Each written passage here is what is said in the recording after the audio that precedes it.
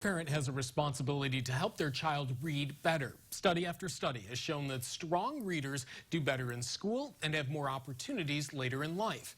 In today's Page Turners, some advice on where to start with Pat Braun with the Illinois Reading Council, who is also a professor of reading and education at Benedictine University. It's good to have you, Dr. Braun. Oh, thank you. It's good to be here. So how old do you need to be to start your child on that road? How old does the child need to be? Okay. Well, the children should be read to from birth. As soon as they're born, start reading to them, start talking to them.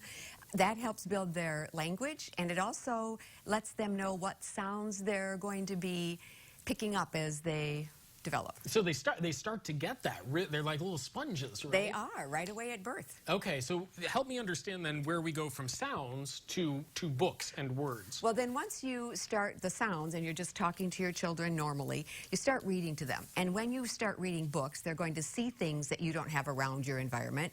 They're going to hear words that you don't normally use in the day-to-day speech. And they will also pick up some of the sentence structure that is in books and will be in books in the future. So there's a benefit to reading books that are specific to an age, yes. Right? So an age group, not just opening the National Enquirer that happens to be on your dining room table and reading that. It wouldn't hurt to read that, but it would be better to read books. Words matter, but those books are better. Yes. Okay, yes. Good to know. All right, so again, from birth they start, and then how does that change, I guess, as they get older? Because the needs of a 3-year-old who's learning their words and learning to speak are different than, say, a 10-year-old. Absolutely. Well, to start with, the very young ones, you'll start giving them books, too. So they know how to hold a book, how to open a book, how to look at the pictures, and how to look at the words in the book.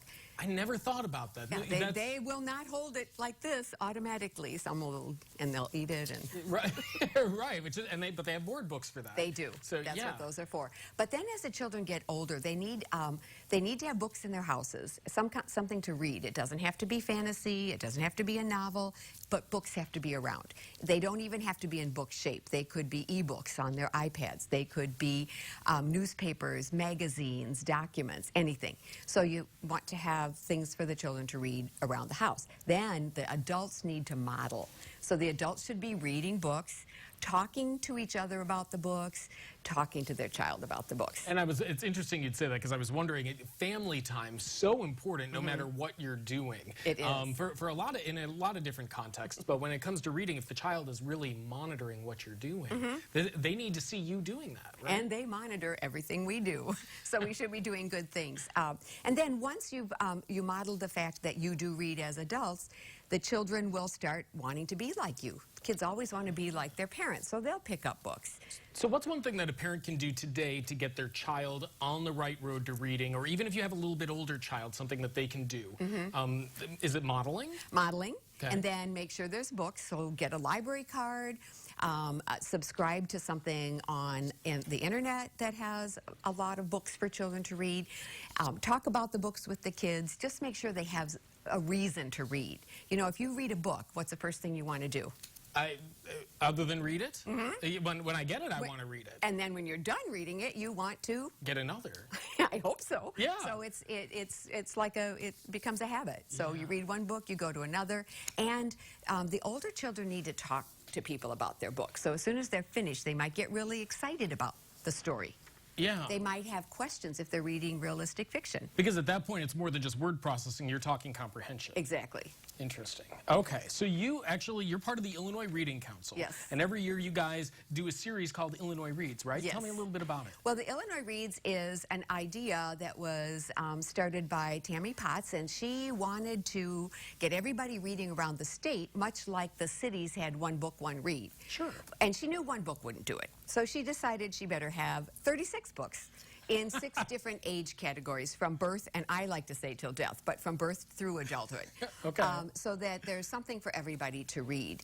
And then once a year, a whole new set of 36 books is chosen. Interesting. And then online, you can go to illinoisreads.org, and online you can find activities to do with the books. Okay. So there will be lesson plans teachers can use, and those aren't just for teachers. They can be for anybody. Use them at home. You can use them at home, sure. There'll be questions to talk about, maybe some activities to do, some writing. so Yep. that we can incorporate reading and writing. Because it all fits back together, It's the speaking, all- the reading, the writing. Exactly. Okay, Dr. Braun is going to stay with us, and she's going to give us some great books when CI Living continues. Visiting with Dr. Pat Braun with the Illinois Reading Council, talking about books that are great for children birth through 5th grade. Tell us about some of the books that you brought today. Well, the earliest children need a lot of rhyme, repetition, pattern, and sentence structure. And so this particular book, May There Always Be Sunshine, repeats the exact same line over and over again from page to page. It reminds me a little bit of the book Goodnight Moon. Oh, So sure. when you say, may the sun always rise to meet you, you will go look at the sun. May there always be me. You'll go look at pictures of the child. May there always be colors. You go around and look at the colors. So this one is a fun book to read to the very, very young children. Sure. Now, if you want to have a few laughs, you want the children to laugh, you want you to laugh, you read about pugs in a bug, and the bug being the car. Oh, the bug being okay. the car. And as they do their driving, of course, there's all these dogs in the car. They're going to be a little mischievous. Sure. But the fun thing about this one is it's a little bit like Where's Waldo? So while you're reading, you ask the children to find things in the pictures. That engagement is really important, especially for the younger kids, right? Because you want them Very. to see what's there and then attach the pictures to the words. Right. And reading the pictures is reading. You don't just read words, you read the pictures too. So Okay. this shows them and invites them into the books. And about what age is Pugs in a Bug? Well, this will make them laugh through 5 years old, 6 years old. That's good. Okay. And if you want to read it with older kids, they'll still laugh, but they'll try to pretend like they're too old. Okay. All right. Well, we'll still have fun anyway. If you want to do a little bit of nonfiction reading with your children, this is good. It goes through if you were a panda bear, but it also talks about several other bears that you might be. So there is the panda, the grizzly, and of course, the teddy bear. Oh, At the well, very yes, end. the classic. There's enough nonfiction in this book, though, to make it to consider it nonfiction. Okay. At the very end, there's a list of websites you can go to and fun facts about bears. Okay. So yeah, you can resource that later. That makes it Fantastic. We have time for one more book. Okay, well, we better get up into the upper...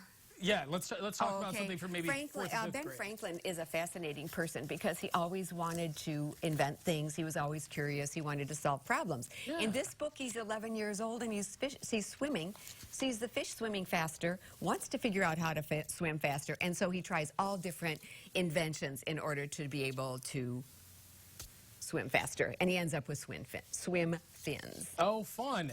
And Ben Franklin, a good role model going forward. You got to love that. You do. Such good stuff. And again, Illinois Reading Council sponsoring Illinois Reads, Illinois books for Illinoisans by Illinois authors. Yes, the Even authors better are yet. either from Illinois or are connected to us in some way. They might have lived here for a while and moved. But Gotta love that. We Yeah. do. So it's celebrating local and celebrating reading. You gotta love that. You can see the website right down there, illinoisreads.org, for that full list of great books. Dr. Braun, thanks for being here. thank you.